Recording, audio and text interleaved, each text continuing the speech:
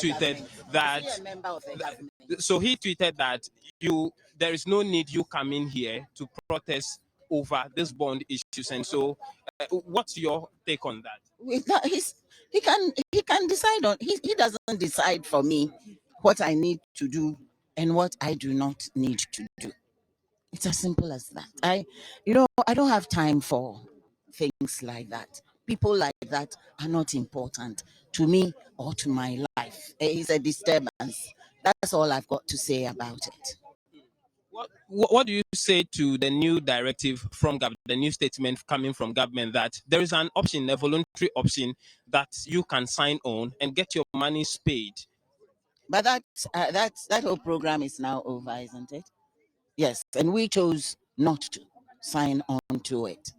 Now, the way things are going,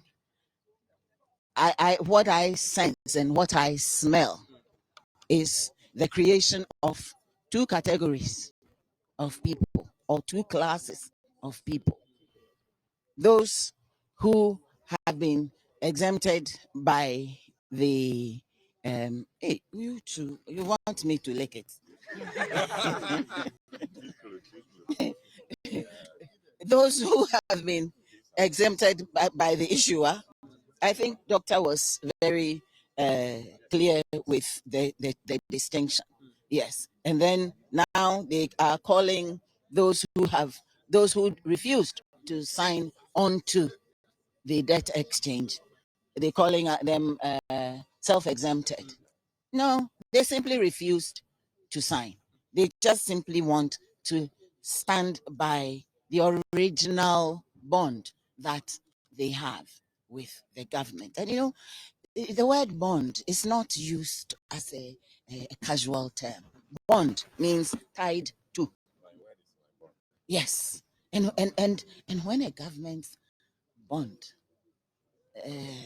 can be tossed up and down the tides like that, flip-flop, that's a serious thing. For me, my problem with this whole thing is the destruction of the image of this nation, and something that is being done which will last for generations. It took a long time before normal Ghanaians would even buy anything to anything that is government, because there was always the suspicion, tomorrow you don't know what will happen. Now they are reintroducing that. All that needs to be done. And Doctor was talking about the letter, simple letter that was written by the association to the minister. Exempt us from your program. I think that's the gist. I always like to distill things to their lowest common denominator. Exempt us, we are pensioners.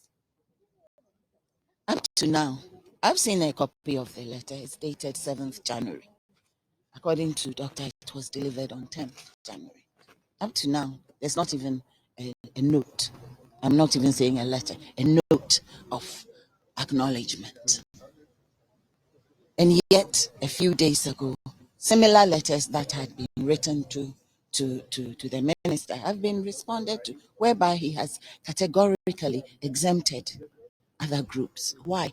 And when I cannot fathom the reason for something being done in a particular way, especially when it's been done for others, but it's not being done for others, I start getting suspicious. I've grown to be to the age where I've seen it all, and therefore I easily become suspicious. Gabi Ochiridako can call me paranoid.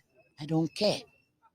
We're talking about people, we're talking about human beings, we're talking about people who have served this country and have served well and served hard. Not easy service when you're not a member of government and you're calling yourself a member of government.